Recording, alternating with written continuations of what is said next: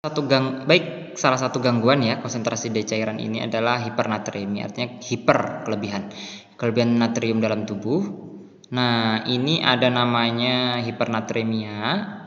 Apabila jumlahnya lebih dari 145, maka akan terjadi peningkatan konsentrasi dari intravaskuler. Jadi di dalam pembuluh darah itu akan terjadi peningkatan tekanan. Gitu. Apabila udah tekanan meningkat, apa yang terjadi? Cairan intraseluler itu akan berpindah dari intrasel akan pindah ke intravaskuler. Gini loh, bisa dipahami nggak? Cairan di dalam sel ya, di dalam sel, anggap itu sel bulat, itu ada cairan, ya kan? Nah, itu cairan cis namanya. Itu cairannya pindah. Jadi di dalam sel itu kosong. Pindah kemana? Ke pembuluh darah. Ya kan? Ke intravaskuler. Jadi kan di dalam sel kosong. Kalau dalam sel kosong, apa yang terjadi? Selnya haus dong. Selnya kelaparan, kekurangan cairan. Makanya terjadi dehidrasi seluler.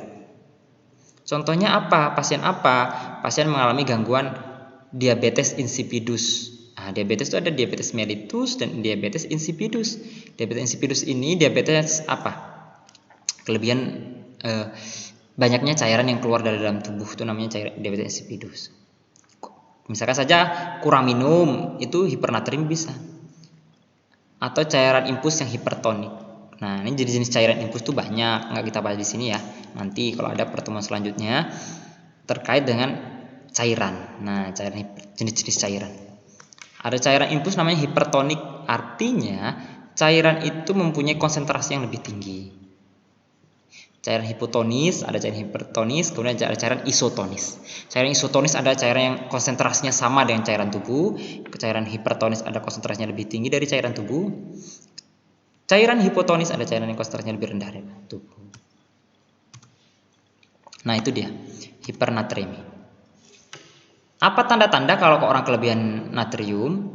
Sel tadi mengkerutnya, udah saya bilang tadi ya, selnya mengkerut, kemudian sel saraf terutamanya ya.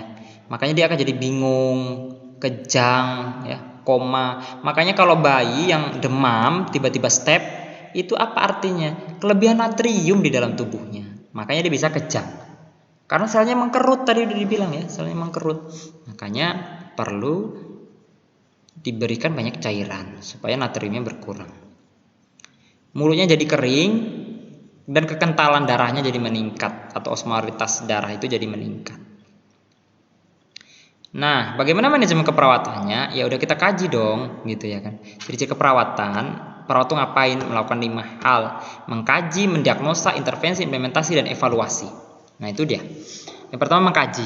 Ya, kaji tanda-tanda dari defisit cairan atau kelebihan dari cairan. Kemudian kita hitung jumlah cairan masuk, jumlah cairan keluar. Kalau sudah kita hitung ternyata berkurang atau berlebih, misalnya kurang. Nah, jika kurang cairannya, maka kita dapat menegakkan diagnosa keperawatan namanya, diagnosa keperawatan. Nanti dibahas di IDK 2, di KDK 2 ya semester 2 itu dibahas ada itu. Tentang diagnosa keperawatan. Itu wajib dihafal ya. Jadi mahasiswa itu wajib menghafal. Ada diagnosa keperawatan namanya defisit volume cairan, kekurangan volume cairan. Jadi harus diapain? Kalau kekurangan volume cairan, kita harus menjaga agar cairan itu dalam kondisi normal, tujuannya ya kan. Ciri-cirinya apa atau kriteria hasilnya? Tingkat kesadarannya kembali normal atau kompos mentis. Tingkat kesadaran itu banyak ya. Ada kompos mentis, ada somnolen, ada apatis, ya, ada sopor, ada semikoma, ada koma. Nah, itu. Yang pertama itu kompos mentis itu sadar penuh, diajak ngobrol nyambung gitu ya. Siapa namanya? Nama saya ini. Nah, itu nyambung kan? Berarti itu kompos mentis. Kemudian tanda-tanda vitalnya dalam batas normal. Tanda-tanda vital itu ada 4 hal. Tekanan darah atau tensi ya. Pernapasan ya, respirasi rate. Kemudian ada nadi ya, HR, heart rate. Kemudian ada T, temperatur atau suhu tubuh. Itulah namanya tanda-tanda vital. Kemudian intake cairan minimal itu 1500 dalam 24 jam. Kemudian output minimal 0,5 cc per kilogram berat badan. Tadi saya bilang bahwa urin output itu normalnya itu 1 cc kan. Nah, itu ada juga. Pokoknya urin itu normalnya adalah 0,5 sampai 1 cc per kilogram berat badan per jam. Kalikan saja. Ciri-ciri kurang cairan apa? Mulutnya kering, bibir kering, Jadi yang diharapkan adalah mukosa mulut dan kulit itu lembab, kulitnya jadi elastis, dan CRT itu kembali dalam normal. Nah, arti dari CRT itu adalah capillary refill time.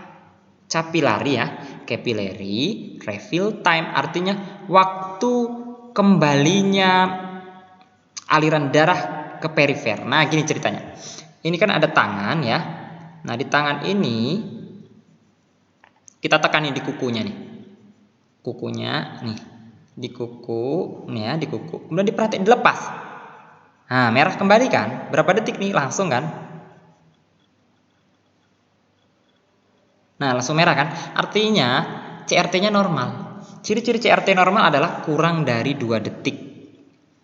Berarti 2 detik ke bawah tuh normal. Paham ya?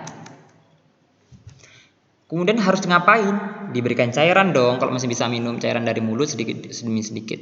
Jika mual dan muntah, berikan antiemetik atau anti muntah.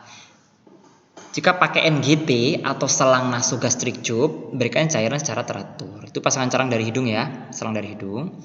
Kemudian rehidrasi. Rehidrasi itu artinya pemasukan cairan melalui parenteral. Parenteral itu infus ya, dengan cairan isotonis. Itu cairan NaCl. Ini kebalikan nih, hiponatremi. Natriumnya kurang dari 135. Terjadi akibat kelebihan cairan dalam tubuh, kehilangan natrium. Nah, dari diare muntah, natriumnya kurang, makanya jadi hiponatremi. Kehilangan natrium melalui diare, muntah, atau penggunaan diuretik. Tandanya apa? Bengkak selnya, udem. Jadi ciri-cirinya apa? Sakit kepala dan koma. Inilah kalau natrium kurang, bahaya juga gitu. Jadi harus seimbang. Sama halnya mengkaji tanda-tanda vital tadi, tanda-tanda kelebihan cairan, jumlah cairan masuk dan keluar harus dihitung melalui balance cairan tadi dengan rumus cairan masuk dikurangi cairan keluar. Jadi diagnosa keperawatannya apa? Kelebihan volume cairan. Tujuannya apa? Supaya cairan kembali ke dalam kondisi normal. Kriterianya tekan darah batas normal, BB dapat menurun. Ini kan kelebihan cairan tadi kan, makanya BB-nya menurun dan tidak ada tanda kelebihan cairan. Intervensinya ngapain? Batasi asupan cairan yang masuk. Ya, jelaskan tujuan pembatasan. Nah, ini dia.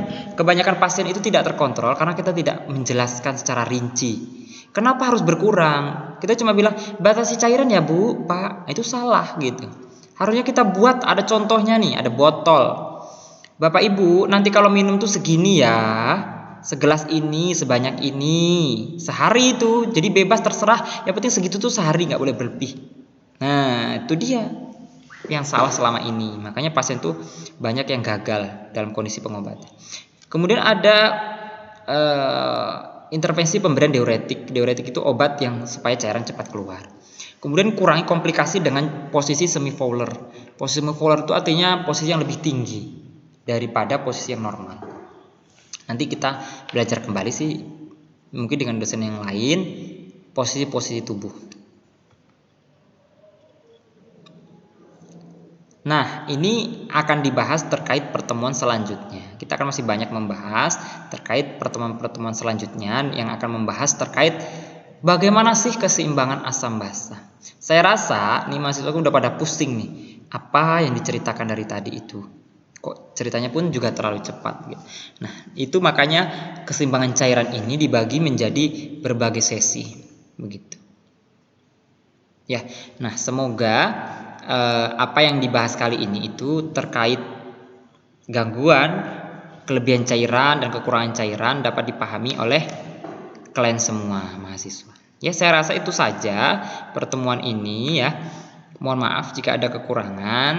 Kalian juga dapat memberikan kritik dan saran atau info-info terkait di kolom komentar. Oke, jangan lupa ya like, subscribe ya, dan share juga video ini. Oke, terima kasih, itu saja dari saya. Mohon maaf jika ada kekurangan. Saya akhiri. Assalamualaikum warahmatullahi wabarakatuh dan selamat siang.